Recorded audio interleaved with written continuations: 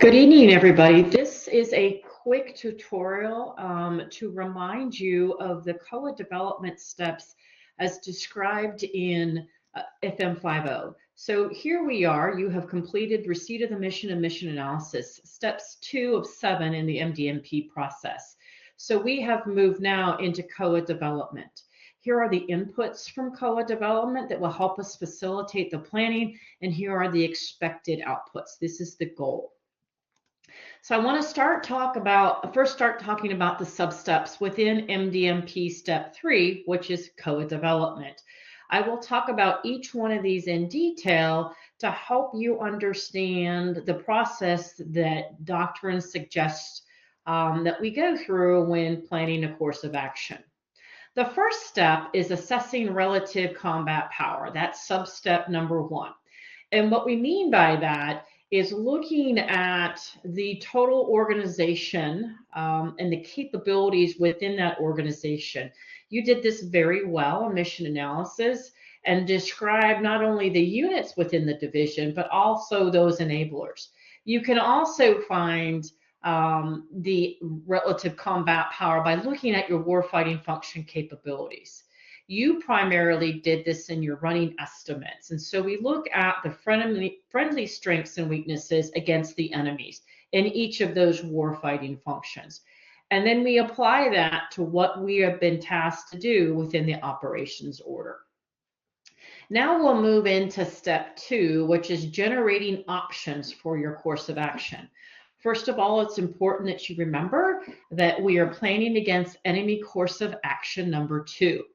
And so the sub-steps within generating options include defining that operational framework. So we talked about the deep, close, and rear areas at the end of M299 and during your information brief. So we want to make sure that you truly understand within the division AO where these areas are. What does that framework look like? Then when you do that, you can move into your decisive, shaping, and sustaining operations. It's really important that you remember that we always start with the decisive op. Okay, so I'm going to provide an example here with the Combined Actions Battalion. We're going to call it the 2nd Cab, and they've been given a mission to secure the bridges along this river.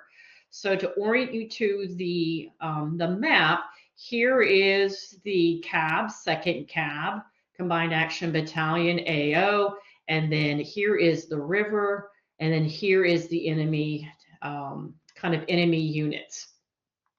And here are the crossing sites along the bridges along the Gargiola River. So if you look down here, we're going to execute these tasks, these steps. First of all, we're going to find the decisive point or the decisive operation and its purpose. So if you look at this mission statement, we developed a purpose here in the center of the map along and forward of the crossing sites. And we want to try to prevent the enemy from threatening the bridges in the north, in the central and south part of the AL. So that's the purpose, and that's going to be our decisive operation. Next, you're going to move into your shaping operations. So in order to prevent the enemy from threatening those bridges, we have to prevent envelopment in the south and envelopment in the north. So those are our shaping operations. And then finally, for sustaining operations, we want to make sure that we're preparing for defensive operations. So we've identified our decisive and shaping operations and their purpose. So we've accomplished all of these. The next thing we're going to do is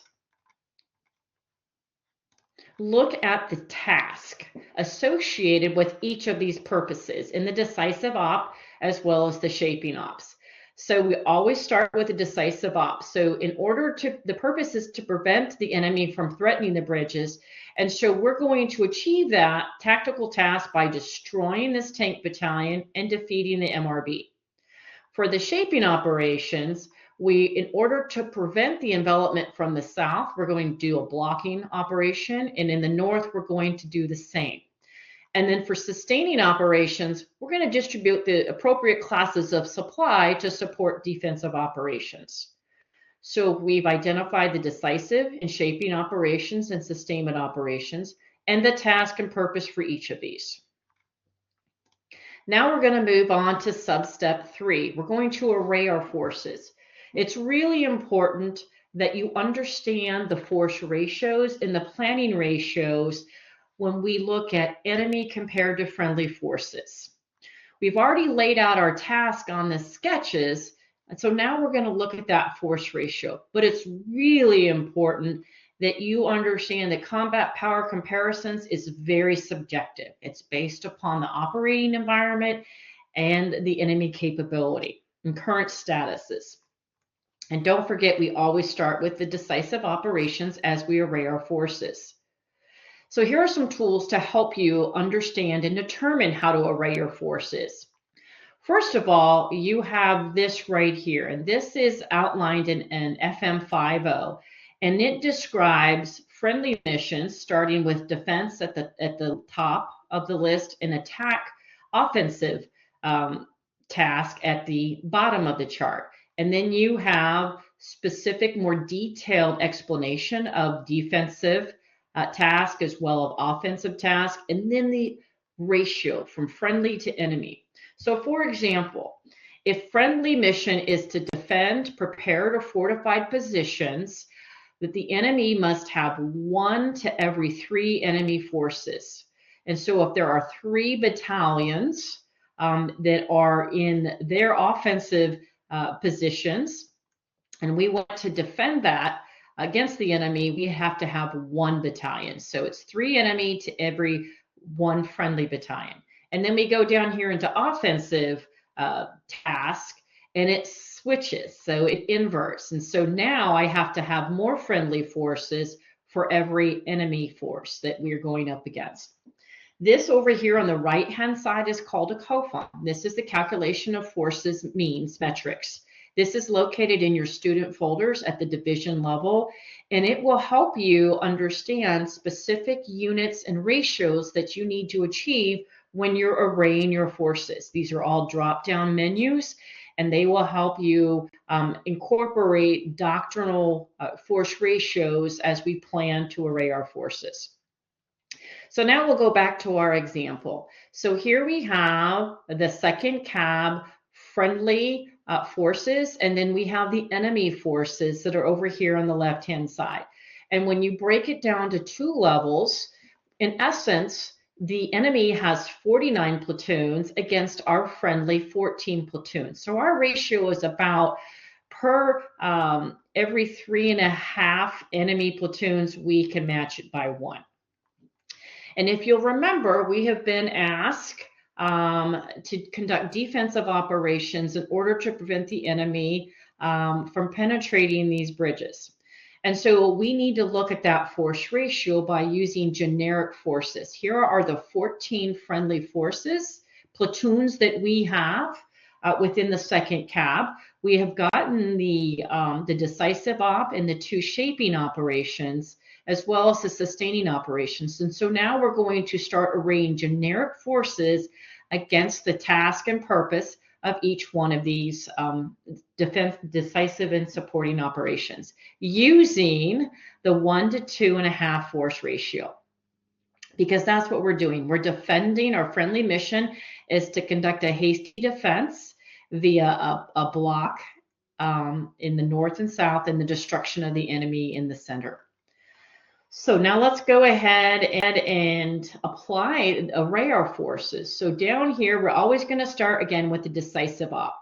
The task is to destroy that tank battalion and defeat the MRB.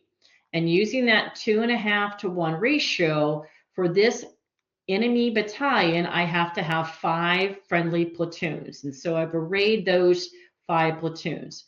And in the south, moving on to my supporting op, I've got to block. Again, when I do a blocking move, my force ratio is 2.5 to 1. So for this enemy battalion, I have 5 friendly platoons. And then finally, if we go up here north, remember that was also a block, but I've run out of platoons. I have 10 platoons here. I have a platoon in the rear to support the sustaining operations. That means I only have 3 remaining platoons, so I can no longer do a block. However, I can change the tactical task to interdict. So I can meet that ratio of interdict, which is 1 to 6.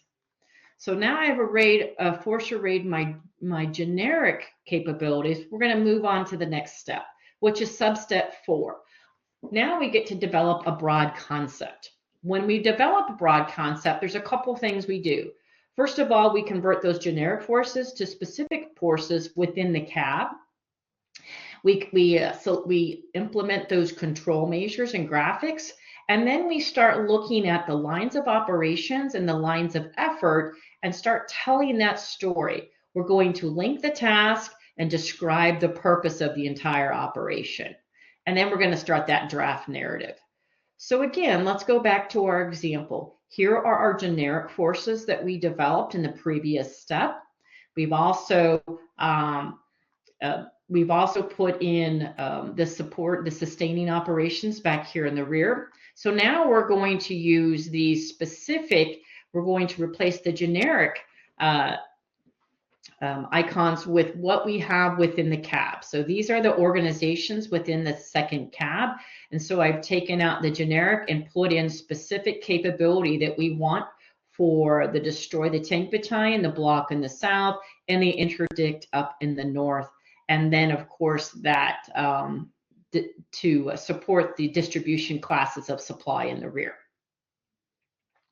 In addition, we also want to begin developing our lows and loos. And so how do we do that? You describe what it is, you're tying the task to the purpose in a basic concept. So this isn't your narrative, this isn't your COA statement, but it really puts time and sequence together and what it is we're trying to achieve here for our decisive and our supporting task.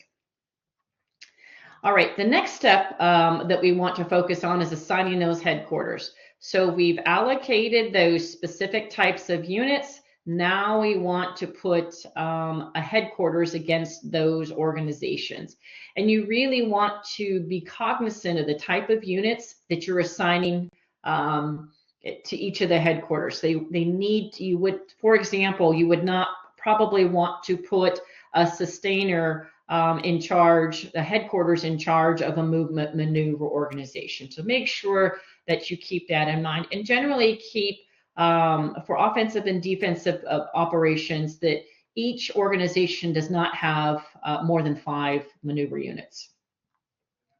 So this is what we did over here. We went ahead and signed Alpha, Bravo, and Charlie companies for the second CAB and assigned the headquarters.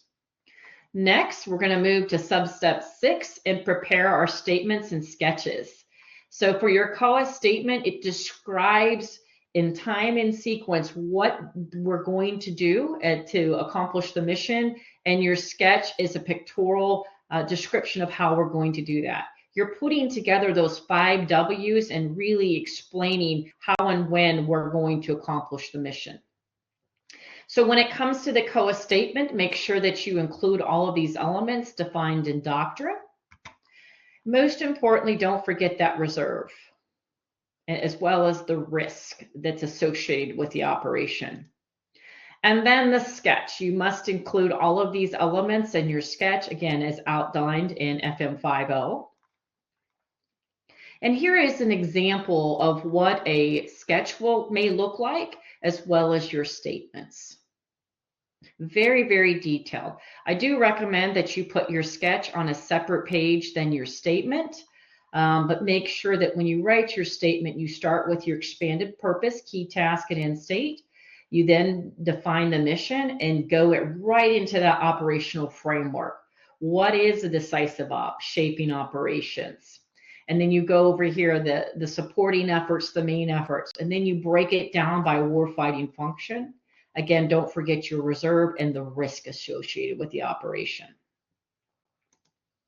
All right, substep 7 is you actually conduct your COA brief. And here's an example agenda. And again, you can also use your template. Highly encourage you to use that agenda template that has been placed in your student folders. And then finally, the final substep of step 3 of MDMP and COA development is after you brief your COA, the commander can do 3 things. He can select, modify, or create a new COA, or reject all the COAs. The commander will also issue planning guidance, and then the staff will prepare for wargaming. So that concludes the 8 steps within step 3 of COA development.